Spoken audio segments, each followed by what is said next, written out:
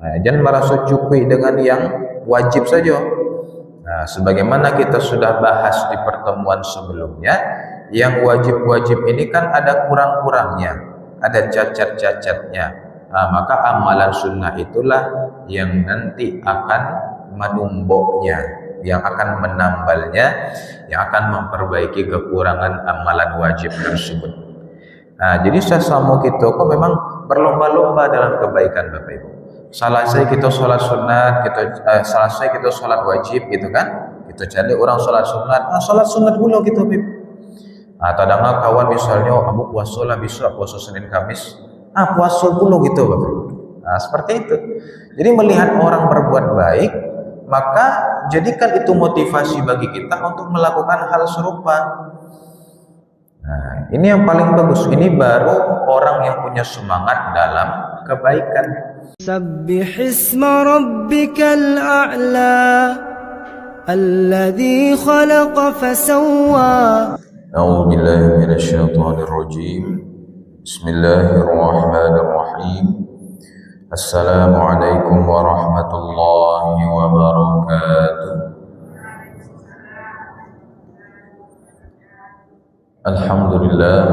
Alhamdulillahilladzi bi ni'matihi tatimmus shalihat. Walhamdulillahi ala kulli hal wa fi kulli hal. Walhamdulillahilladzi ahyana ba'da ma amatana wa ilayhin nusyur. Wa ashhadu an la ilaha illallah wa ashhadu anna sayyidana Muhammadan Rasulullah sallallahu alaihi wasallam, la nabiyya wa rasula ba'dah. Amma ba'd. Bapak Ibu hadirin sedang jemaah subuh Masjid Jami Hasanuddin Sabbih Isma Rabbikal A'la yang dimuliakan Allah. Segala puji hanya bagi Allah, yang Allah sampai hari ini masih memilih kita untuk melaksanakan sholat subuh berjamaah di masjid di awal waktu. Bapak Ibu yang dimuliakan, melaksanakan sholat subuh ke masjid ini banyak sekali fadilah yang kita dapatkan. Mau gambarkan seketik Bapak Ibu, buliah kita sadar bahwa kita ko beruntung bana. Beruntung bana kita nan sholat subuh di masjid ko Bapak Ibu. Yang pertama, sholat subuh di masjid adalah tanda kita menang melawan setan. Dengan datangnya kita sholat ke sini, tandanya kita sudah menang melawan setan. Setan melaluk-lalukkan kita, ya kan? Kita berusaha untuk bangun. Berhasil kita bangun, bahkan sholat subuh ke masjid, berarti Bapak Ibu lah menang. Menang melawan tipu daya setan. Yang kedua Bapak Ibu, kata Nabi, laisa salatan athqala 'alal munafiqin min salatil fajri wal isya walau ya'lamuna ma fihi ma la atauhuma walau habwa. Tidak ada salat yang lebih berat bagi orang munafik kecuali salat subuh dan isya. Andai mereka mengetahui keutamaan keduanya, pasti mereka akan datang untuk salat subuh itu walaupun merangkak-rangkak.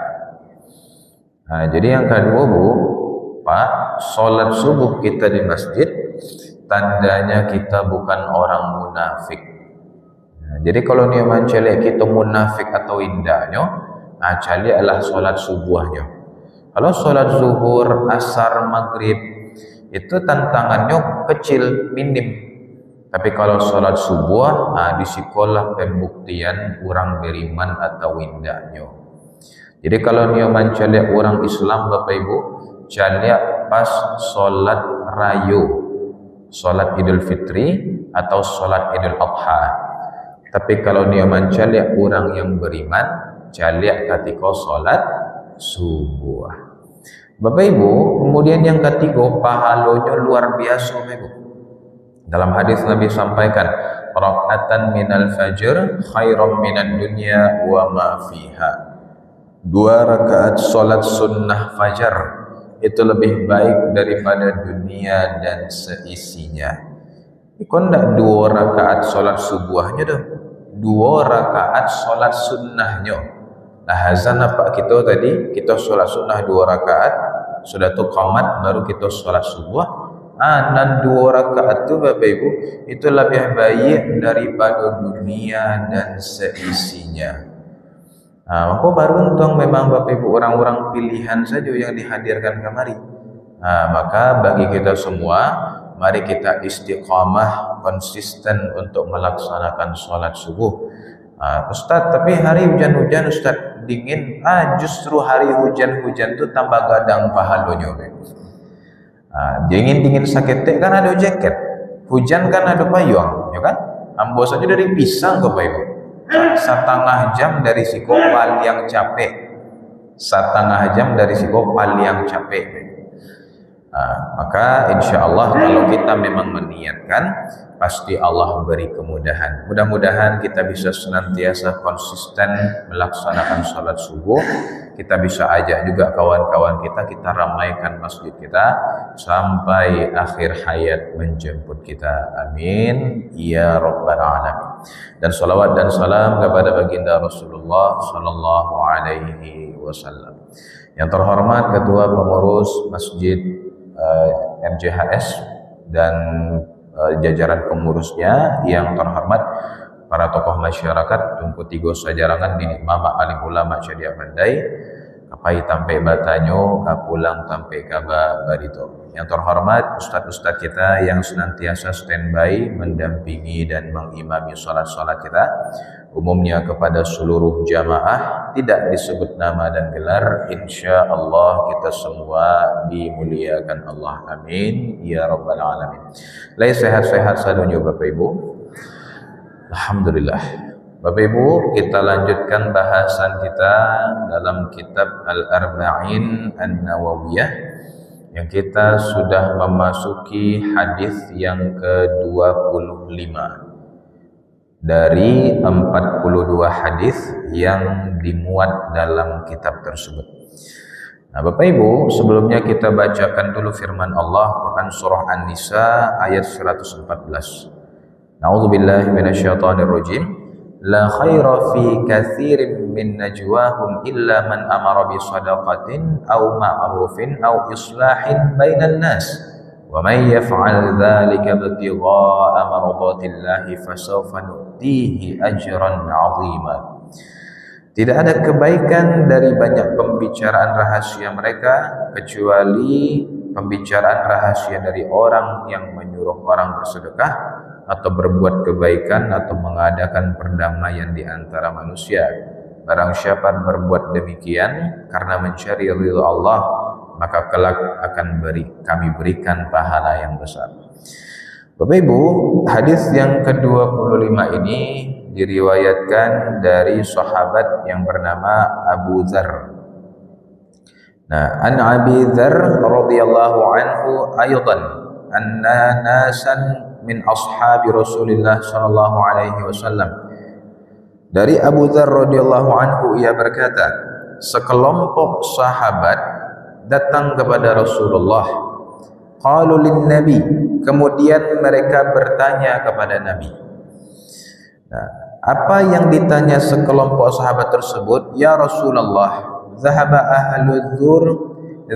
ahlud dusur bil ujuri yusalluna kama nusalli wa yusumuna kama nasum wa tasaddaquna bi fuduli amwalihim. Ya Rasulullah, orang-orang kaya telah pergi dengan membawa pahala yang banyak. Mereka sholat sebagaimana kami sholat, mereka puasa sebagaimana kami puasa, dan mereka bersedekah dengan kelebihan harta mereka. Nah, jadi sahabat tadi kayaknya agak protes gitu Bapak Ibu. Orang kaya kok bisa bersedekah? Nah, sementara kami yang pas-pasan kok, yang pas-pas makan, yang cukup-cukup untuk sehari apa gitu kan, itu tidak bisa bersedekah. Kami hanya bisa sholat, puasa, baca Quran dan lain-lain. Sementara orang kaya bisa bersedekah. Kami sholat, orang tu sholat, kami puasa, orang tu puasa. Tapi orang tu bersedekah, kami tidak bisa bersedekah ya Rasulullah.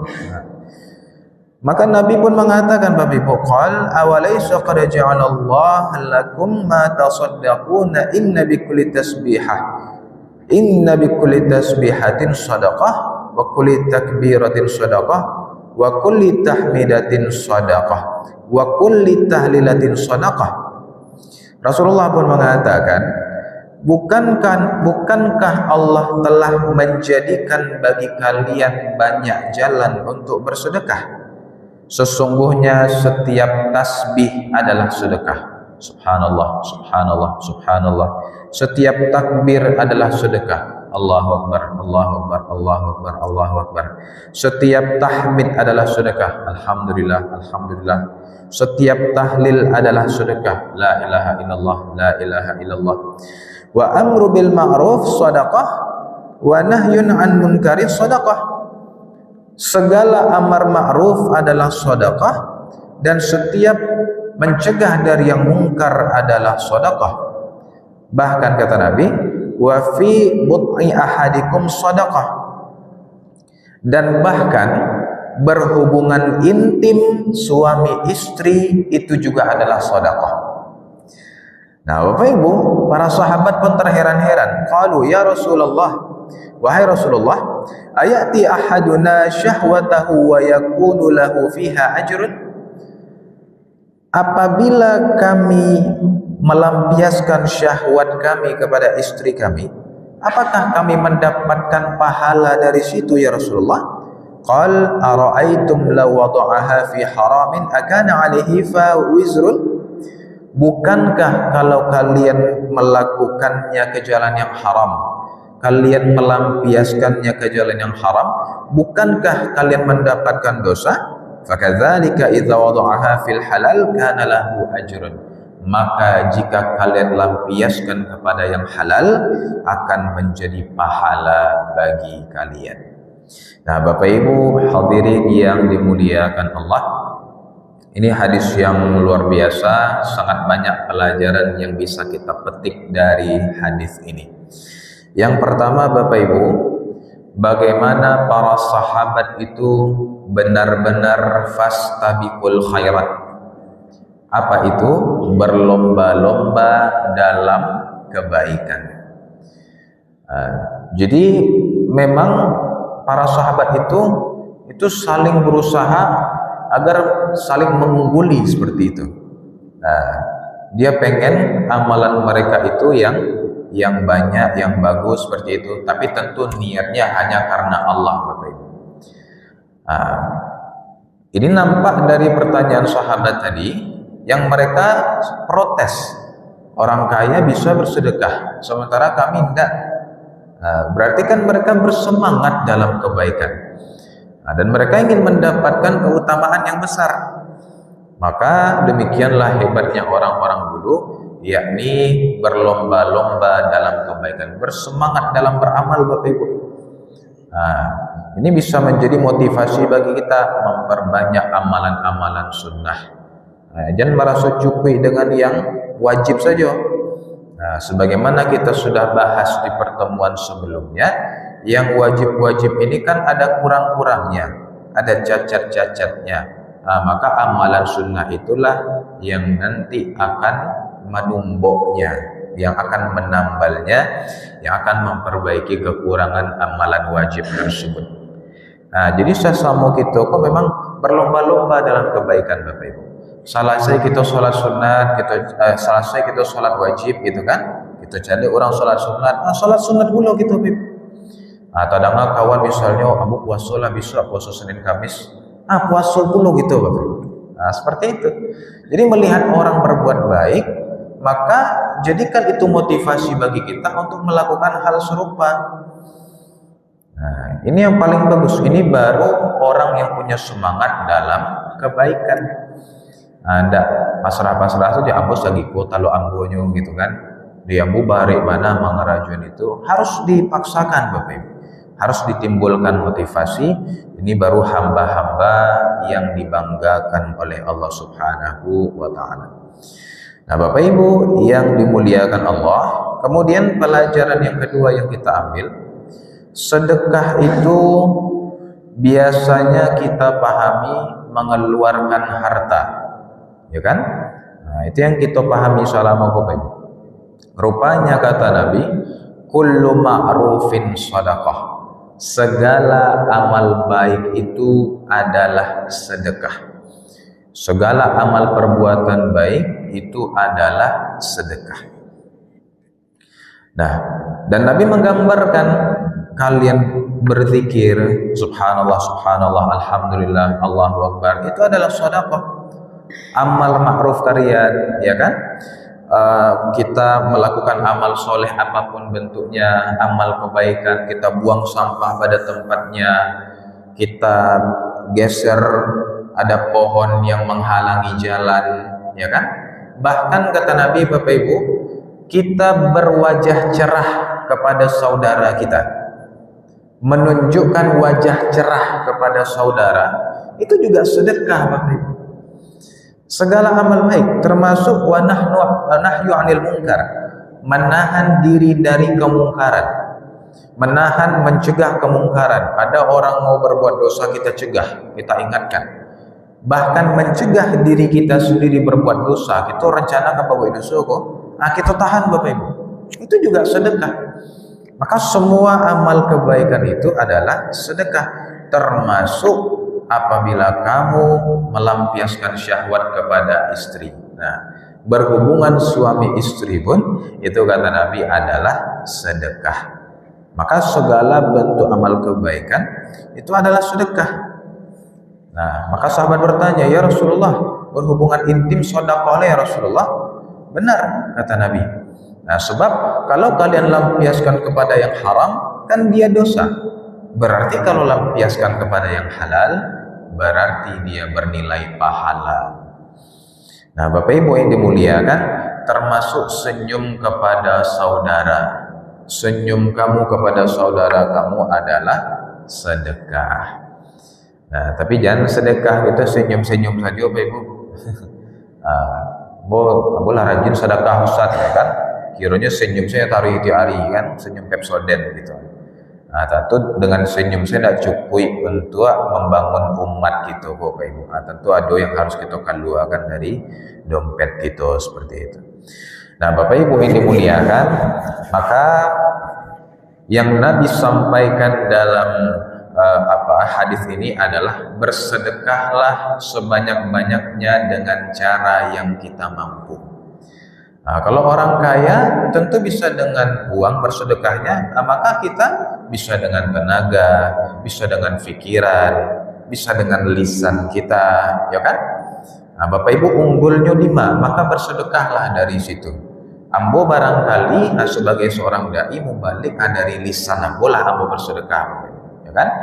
Nah, dari mulut ambo, dari lidah ambo seperti itu. Nah, Bapak Ibu tentu ada jalan-jalan yang lain untuk kita bersedekah. Nah, Bapak Ibu yang dimuliakan, maka jangan berkecil hati, sebab yang Allah lihat itu adalah kesungguhan kita. Termasuk ini Bapak Ibu, ayat Quran surah Al-Baqarah ayat yang ke-3. Apa kata Allah? Wa mimma razaqnahum yunfiqun. Dan dari apa yang kami anugerahkan kepada mereka, mereka mensedekahkannya, mereka menginfakkannya. Nah, sama seperti yang tadi, barangkali kita memaknai ayat tersebut itu motivasi untuk mengeluarkan harta saja. Benar sebenarnya Bapak Ibu, mengeluarkan harta itu adalah maksud yang paling masuk akal seperti itu, yang paling nampak dari ayat tersebut. Tapi Syekh Mutawalli Asy-Sya'rawi mengatakan yang kita sedekahkan itu bukan hanya harta saja, tapi apapun yang Allah anugerahkan kepada kita itu bisa kita sedekahkan, bisa kita pakai untuk jalan kebaikan. Apakah ilmu yang kita miliki, apakah lidah kita, lisan kita, ataukah tangan kita yang terampil bisa membuat sesuatu. Nah, termasuk yang dilakukan saudara-saudara kita sekarang Bapak Ibu, ketika orang-orang tertimpa bencana, maka mereka turun tangan, ya kan? Nah, mereka bersihkan rumah-rumah warga, mereka bersihkan jalan-jalan. itu sedekah. Berarti mereka bersedekah dengan tangan mereka. Ada yang dengan ilmunya, ada yang dengan lisannya, seperti itu. Maka jalan sedekah itu sangat banyak sekali. Nah, Bapak Ibu yang dimuliakan, namun terakhir jangan sampai salah kaprah. Oh, berarti Ustaz kami bersedekah dengan yang kami bisa saja, dengan tenaga saja, dengan lisan saja. Jojo pitih tidak usah oleh Ustaz. Nah, tidak lo takah itu Bapak Ibu. Tentu dengan uang ini harus juga. Sebab dengan materi inilah kita bisa membangun umat kita bisa memakmurkan masjid kita, ya kan? Kita bisa buat lembaga-lembaga, tempat-tempat yang kita bangun untuk kebaikan. Itu semua membutuhkan uang sebagai syarat utama daripada infrastrukturnya. Tapi kalau kita tidak sanggup, maka bersedekahlah dari jalan-jalan yang lain yang sudah Allah sediakan. Aku qouli hadza wa astaghfirullah li wa lakum wa sallallahu ala sayyidina Muhammadin wa ala alihi wa sahbihi ajma'in walhamdulillahirabbil alamin. Subhanaka Allahumma bihamdika asyhadu an la ilaha illa anta astaghfiruka wa atubu ilaik. Itu sakit yang bisa saya sampaikan Bapak Ibu, mudah-mudahan ada manfaatnya. Terima kasih banyak, maaf. Wassalamualaikum warahmatullahi wabarakatuh.